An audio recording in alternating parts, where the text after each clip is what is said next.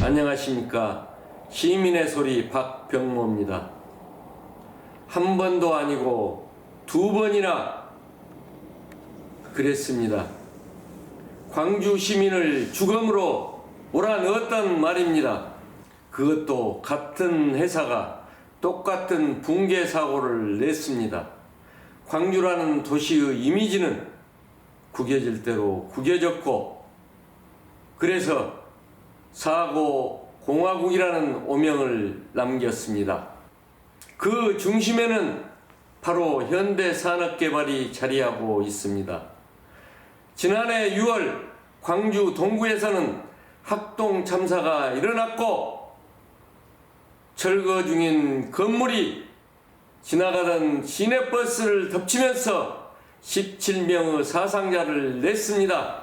그런 악몽이 채 가시기도 전에 광주 서구 화정동에서는 39층짜리 건물이 와르르 무너져 내렸습니다. 하청업체 노동자 6명이 실종됐고 1명이 구조됐지만 사망을 했습니다. 나머지 5명은 생사를 확인할 길이 없습니다. 실종자 가족들은 마치 세월호 참사 때처럼 부디 살아만 있어달라 이렇게 울부짖고 있습니다. 노란 리본도 등장했습니다. 마치 세월호 참사 때 국민들이 차가운 바닷속으로 빠져들어가는 학생들을 지켜보면서 자신들은 아무것도 할 수 없다는 그러한 자괴감이 치솟아 올랐습니다. 그러면서 이게 나라냐고 외쳤습니다. 지금도 그 목소리가 화정동 붕괴 현장에서 생생하게 들려온 듯 합니다. 이게 현대산업 개발이냐고, 이게 광주시냐고 말입니다. 이번 사고를 낸 정몽규 회장은 뒤늦게 사과를 했습니다. 그러면서 사퇴 의사를 밝혔습니다.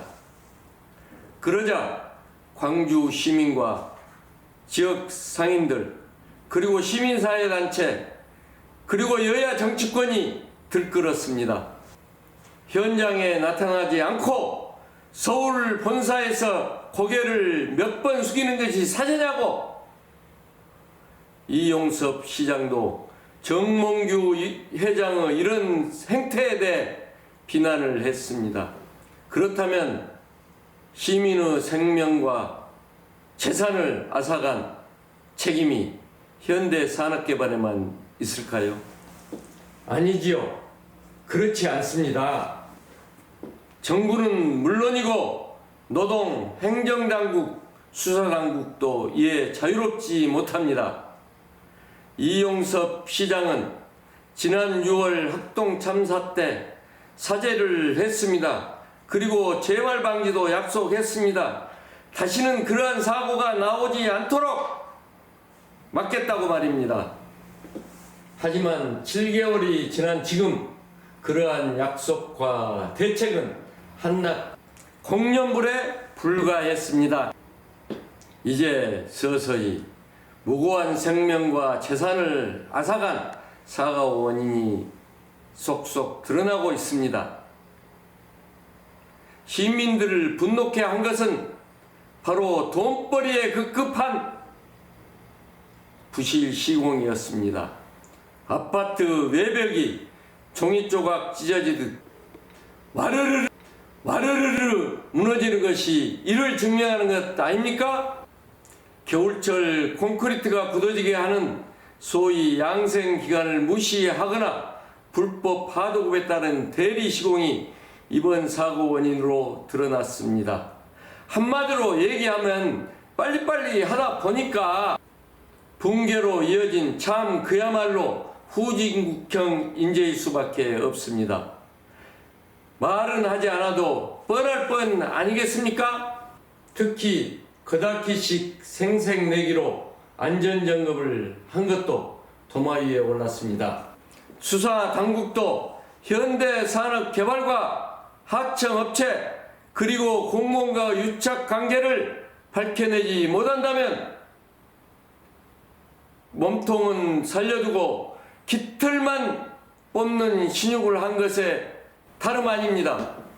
안전점검을 하다가 사고가 나니까 현대산업개발 정회장이 나서고 이용섭 광주시장이 나서고 관할 구청장이 나서고 그래서 미안하다, 창피하다, 재발 방지를 약속하겠다 이런 말만 되풀이하고 있습니다.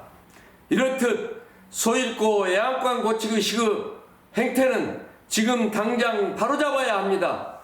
시민의 무고한 재산과 생명 그리고 안전은 누가 지켜줍니까? 누가요?